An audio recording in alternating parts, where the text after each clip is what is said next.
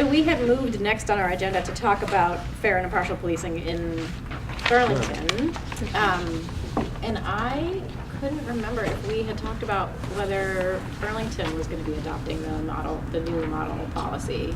Yeah, so we looked at the, our policy has all of the essential elements, our existing policy of the new one.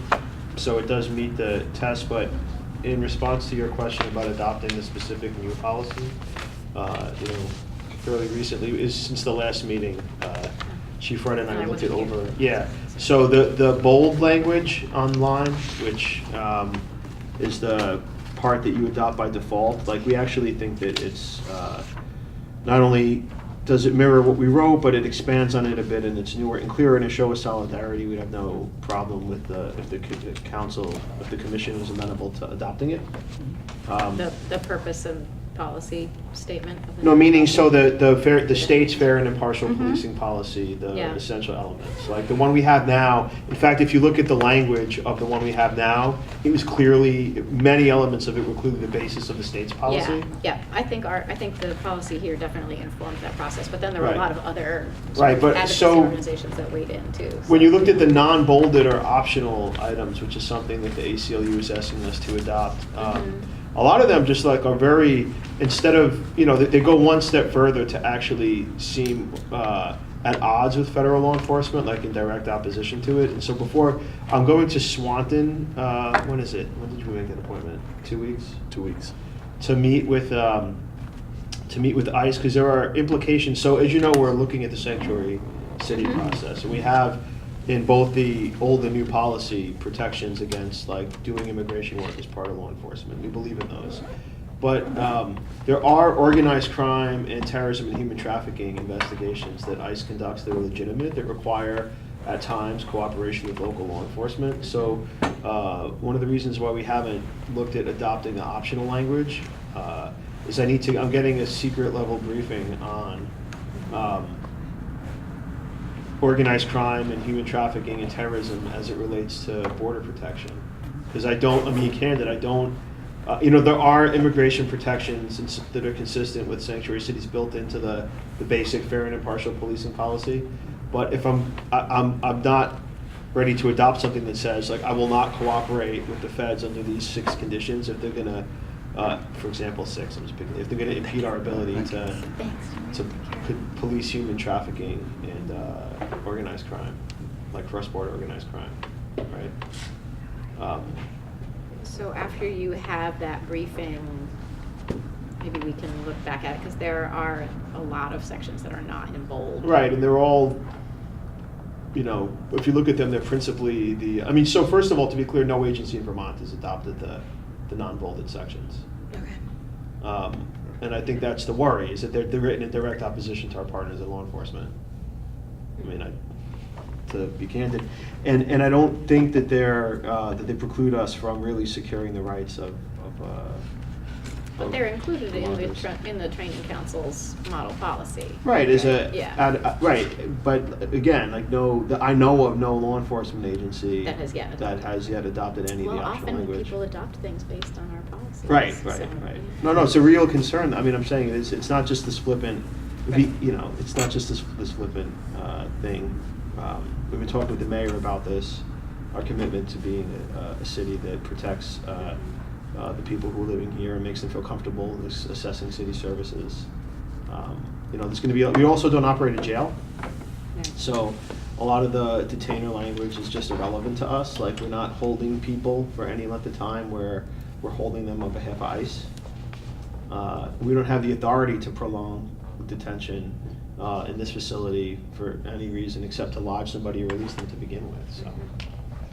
Right, so pieces about agency members shall not arrest or detain any individual based on a civil immigration warrant. Right. Well, that's arrest or detain, I guess. So Right, so we don't make arrests on civil immigration warrants, so we don't detain for those warrants. But if it's a criminal immigration warrant, that's a different matter. Like if somebody is convicted of a crime and they need to be located to be deported, then like that's right. a criminal. We don't ignore criminal warrants, right. and no one, even the sanctuary cities, don't yeah. ignore criminal warrants. No, this is relative to the civil immigration warrants, but that's some language that's not in bold. That right. seems like something that we Yeah, don't no, really do that's- anyway, so, and Yeah. wouldn't be able to, so, yeah. Well, I wonder if we can put on our agenda for our next meeting to revisit the policy based on your conversation with. Yeah, that's fine, and That'd be it's also, great. I mean, it's also gonna involve conferring with the city, Mhm. just because the Yeah. city has to figure out. Of course.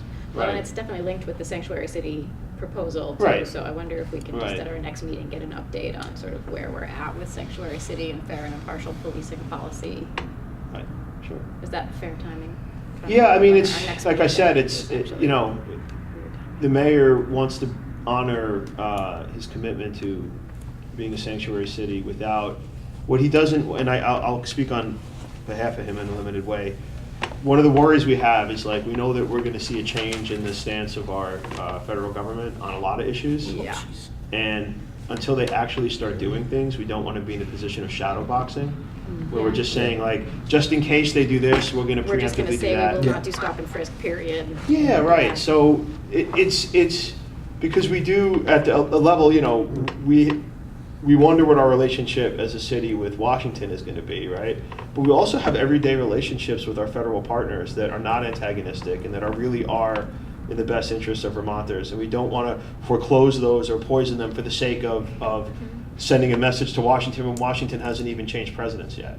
So we just need, there's gonna be this window, you know, according to the mayor and Eileen, which I agree with, where we see what in fact we have to react to and react accordingly, instead of just, like I said, shadow boxing in anticipation of an antagonistic relationship. I mean, I forecast that there will be some antagonism, but That's probably a safe bet. yeah. Yeah, and I think it does, I mean, this idea of the fair and impartial policing policy Can you note predated that Commissioner this anyway. O'Connell sighed at that? Exactly, Commissioner size, many size.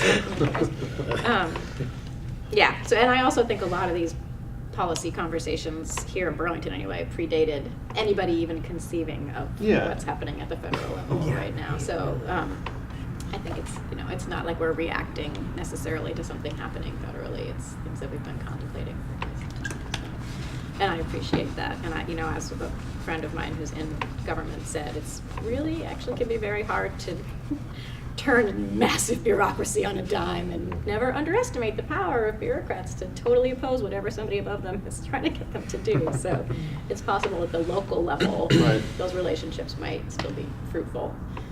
Yeah, no, that's right. And again, like, I need to better understand, you know, folks up at the border have a finer understanding. We're a little bit insulated from being not quite at the border and being a city that, you know, we don't deal with as much with agricultural issues here and the migrant workers.